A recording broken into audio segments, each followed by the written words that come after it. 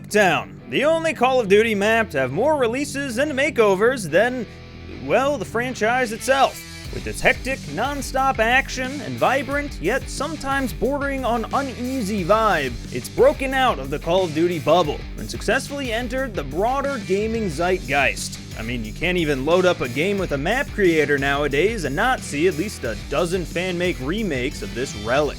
But what exactly made Nuketown so iconic?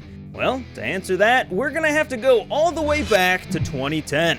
During the Xbox 360 and PS3 era, where the FPS market was in a state of expansion. Franchises like Halo, Medal of Honor, and Battlefield were making waves and taking the genre to new heights, but coming right in at the end of the year, on November 9th, was Call of Duty Black Ops. Treyarch's brand new subseries in the franchise, instantly dominating sales charts with a brand new blockbuster campaign, a huge leap for the relatively new Zombies mode, and of course, the stellar multiplayer that Call of Duty was known for. And among the fantastic maps and modes that made up the game's competitive section was a little map named Nuketown.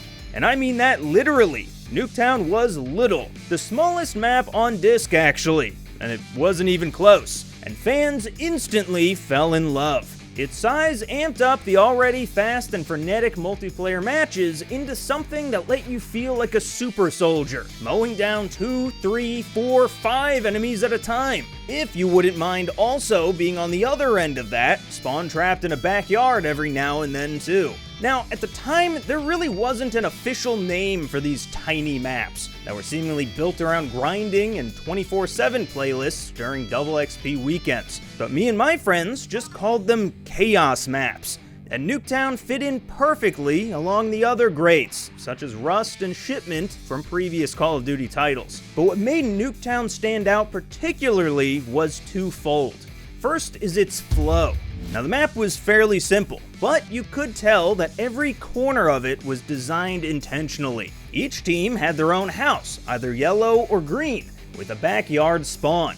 And from each spawn, you had a very simple decision to make: offense or defense. Were you the kind of player to post up in the window upstairs and pick people off coming out of the enemy's base? Or were you more of a runner, dodging and weaving between the trucks on the street with your shotgun or SMG? Because despite being such a small map, almost every playstyle was possible on Nuketown. From snipers to shotguns, everyone had a place in that neighborhood. Then the second thing that set Nuketown apart was the aesthetic. Its bright, vibrant, and sparkling art style was a refreshing change of pace to the destroyed brown cities where most COD maps would otherwise take place. Plus, Treyarch littered the area with tons of Easter eggs and secrets to discover. Everyone remembers that first time that they used the hidden RCXD path that connected the backyards, or that you could climb the siding by the house's windows to get jump on the snipers within. The Nuketown sign in the middle would accurately tally the amount of players in the match, and there was even a hidden song that would play if you managed to shoot the heads off of every mannequin on the map in under 15 seconds. The depth and attention to detail that the developers gave this map was unheard of, and conveyed a level of love for the game that the players reciprocated. And of course, after every match, instead of simply a scoreboard and loading screen, players would be treated to the map being nuked in front of their very eyes. Which now brings us to 2012, for the launch of Black Ops 2, where Nuketown would return, initially as a pre-order bonus, but eventually free for everyone. This first remake of Nuketown, simply named Nuketown 2025, was the same old map that players love, but updated visually to fit in with the game's near-future aesthetic. Mannequins had new haircuts, TVs were now rounded, and cars were kept under the garage. You know, just like I'm sure we'll all be living next year. And the players' response to the remake couldn't be more positive, with fans constantly begging for double XP weekends to be accompanied with the Nuketown 24/7 playlist so they could grind out a prestige or two. And in addition, Black Ops 2 also released with Nuketown Zombies, which is exactly what it sounds like. Nuketown, but with zombies. While the map itself is a little bare bones by zombies standards, players at the time generally enjoyed running around Trains of the Undead in the classic MP locale. And its inclusion started to cement Nuketown as more than just a simple one-off map, but as something that we could come to expect as a staple of the series for years to come.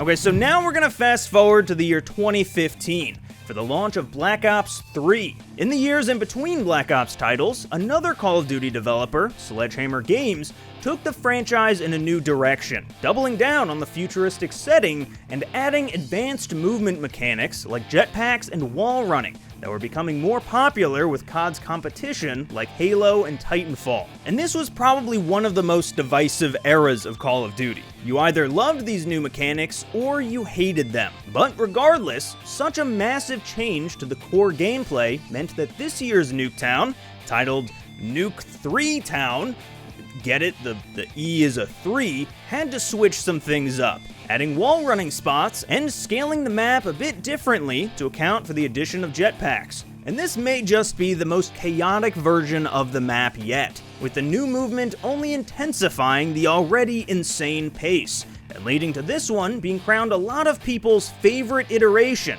simply because of the speed and consistency of gunfights. Now, after Black Ops 3, Call of Duty started to calm down a bit with the advanced movement, releasing just one more jetpack game, followed by a classic boots-on-the-ground World War II shooter, and then straight into Black Ops 4, following in those same, slower footsteps. And for this year, they actually went all out with Nuketown. I mean, they kinda had to. This was also the first and only COD to not have a single-player campaign, and they did that by releasing 3 different iterations of the iconic map across its 3 modes. First was the regular multiplayer Nuketown that fans knew and loved, now returning to the old layout without wall running or boost jumping, but adopting a snowy, Russian Cold War style.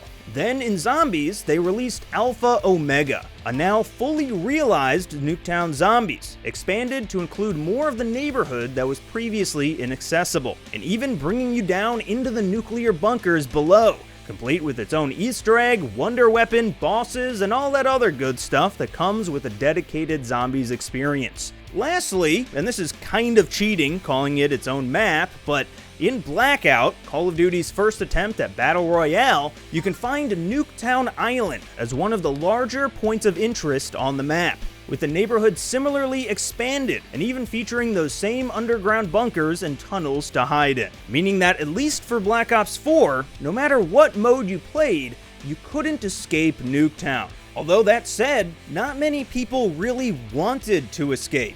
Even after over 8 years, players still weren't tired of the old cul-de-sac, and they were looking forward to what Treyarch would do to top themselves in the next one.